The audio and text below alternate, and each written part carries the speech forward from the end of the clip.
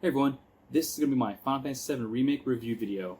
I'm going to talk about the graphics, the game design, the combat, the characters, and of course the story.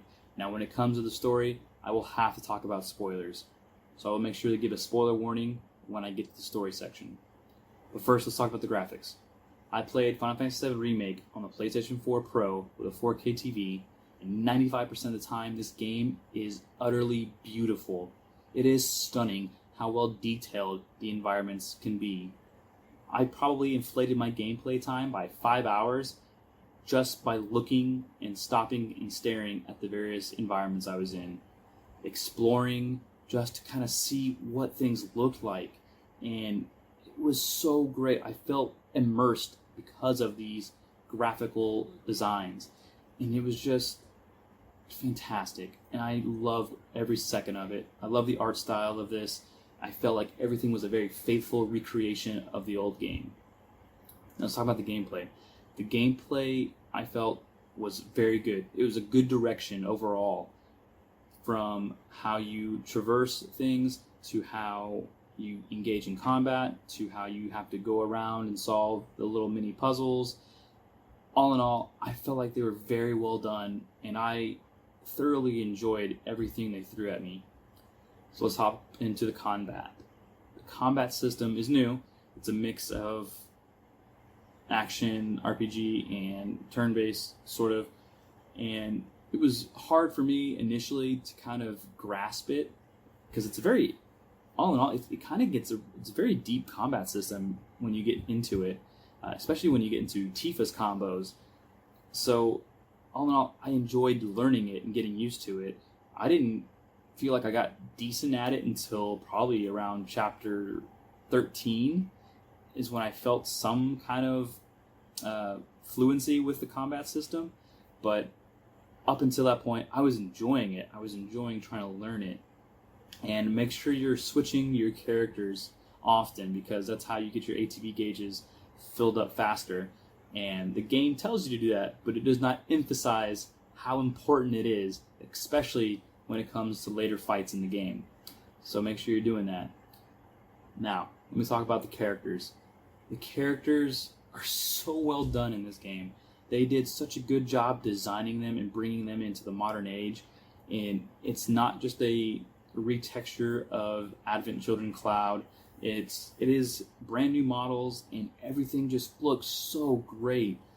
Anytime Tifa was on the screen, I couldn't take my eyes off her. Anytime Barrett was on screen, it was just cool to see the details in his tats, and just to kind of see how the fabric looked around his gun arm, and like even the sewing. You could see some sewing on Aerith's dresses. Literally, they did such a good job on these characters and the character models that I was overly joyed the whole time looking at these characters and spending time with these characters. They even bring more character development to this game by a little side quest with Jesse, Biggs, and Wedge, and it was just so good.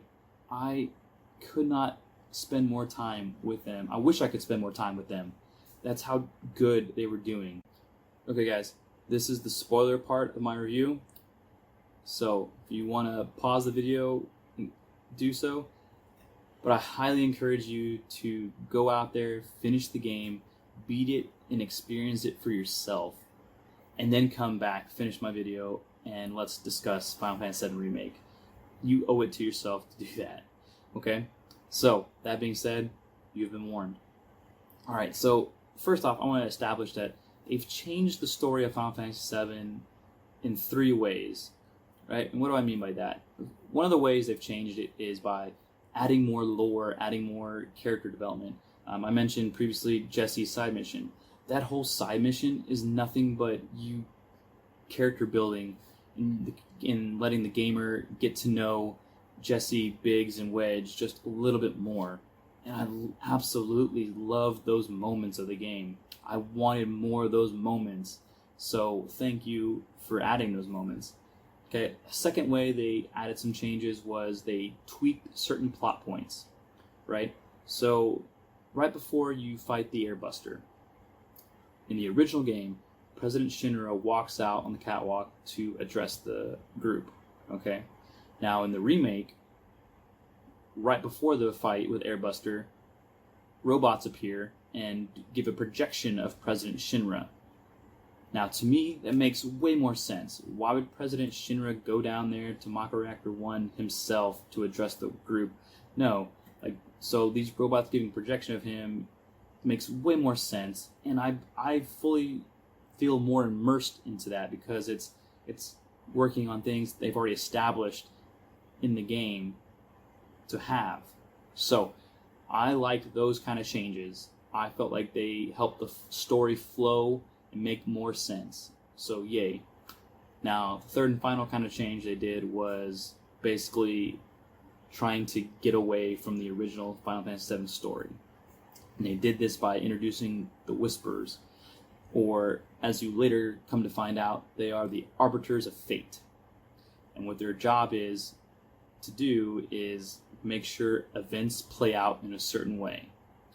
Now, thinking about it, it's kind of a genius move from the creators to kind of represent us, the hardcore fans of Final Fantasy VII, right? Because the fans want this remake to have events play out in a certain way, but creators are wanting to tell a new story within the Final Fantasy VII world. And I'm personally down for that.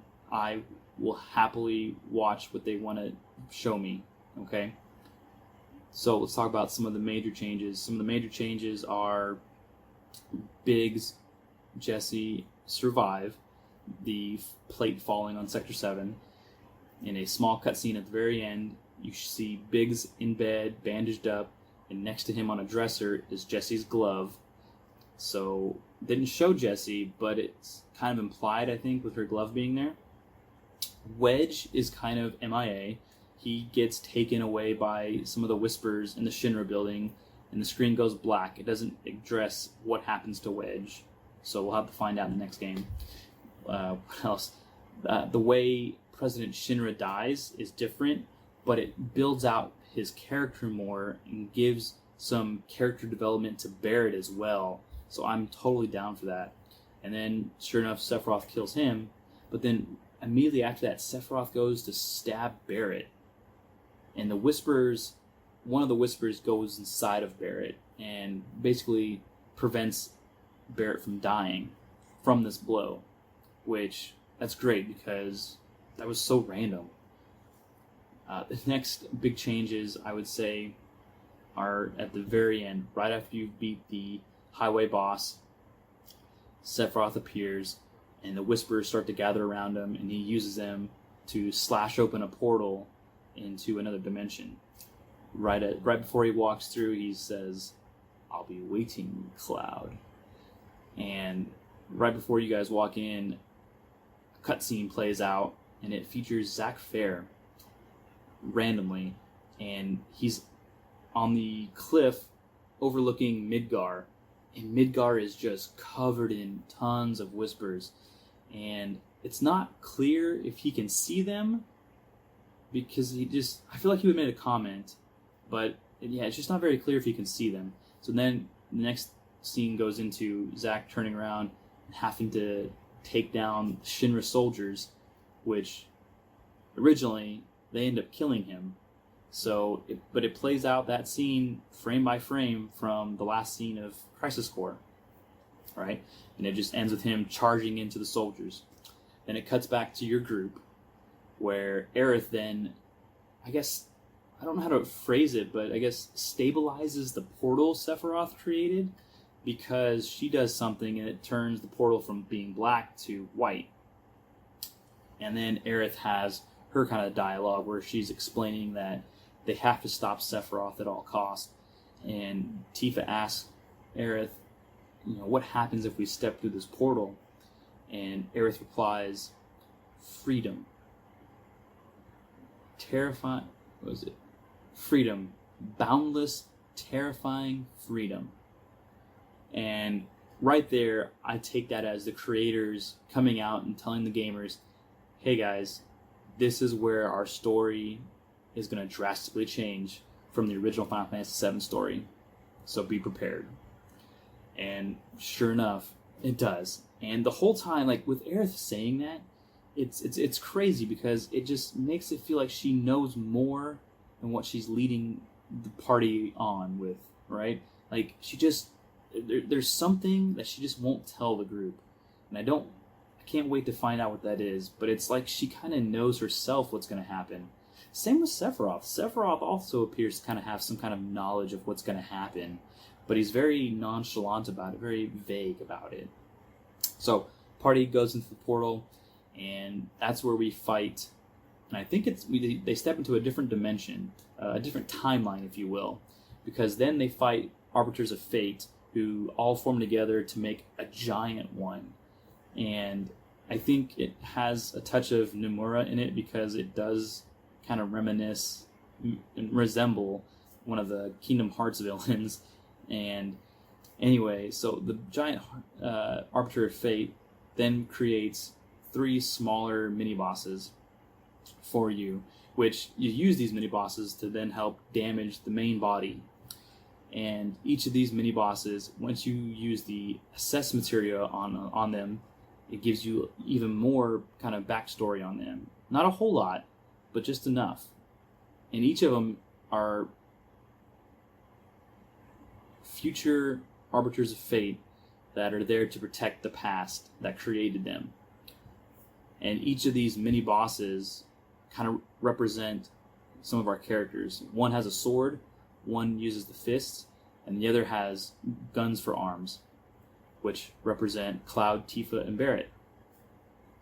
And so it's at that point you realize, whoa, I'm in a future timeline. This is crazy. And so you're taking out the mini bosses one by one, and once you take one out, it does some damage to the main body of the big Arbiter of Fate. And once damage is done, scenes are then played out in each of the characters' minds. Scenes of the future. Scenes of what happens at the end of the original Final Fantasy VII game. And you get 3 of those scenes. The first scene is Red 13 running in the wild.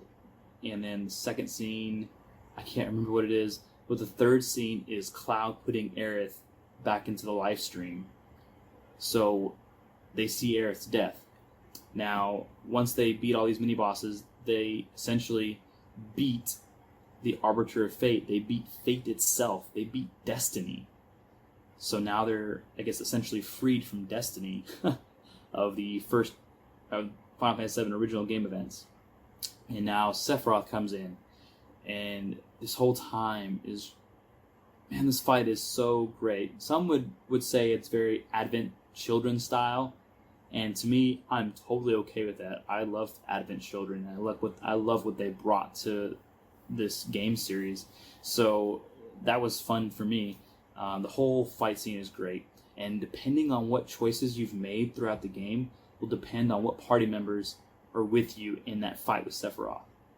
So my very first character to join me, because initially it's just you and Sephiroth fighting off, and then you have a character join you. And my first character was Aerith, which that was such a cool feeling because she didn't get to fight him in the first game.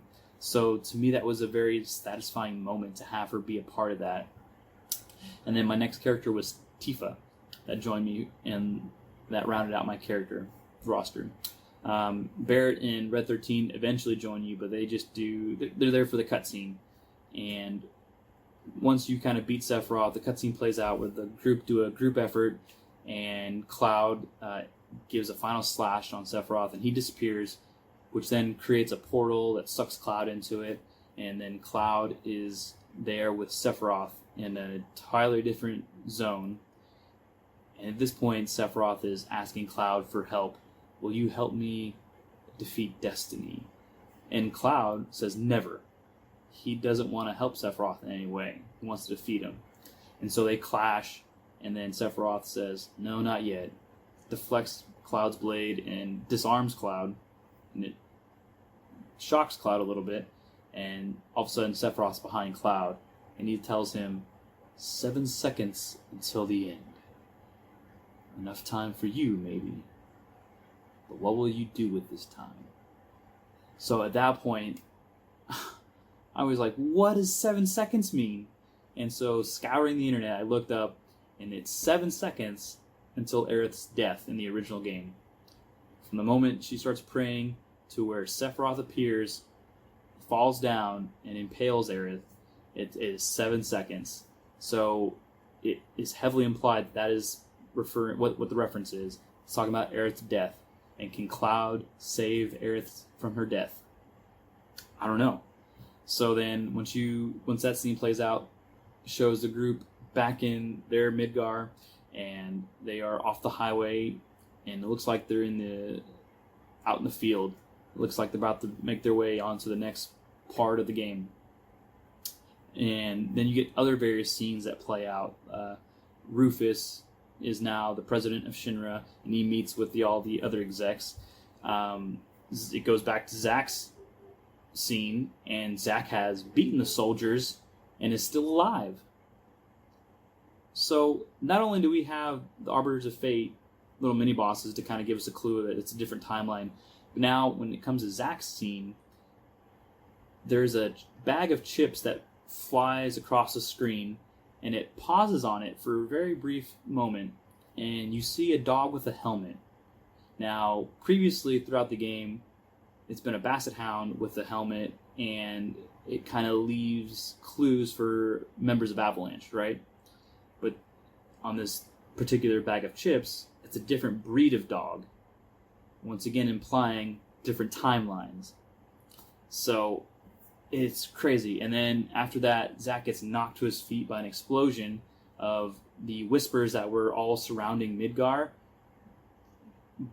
disappearing and gone away, which I think it implies that he sees that, but I'm not too sure. But I do think I think he saw that part.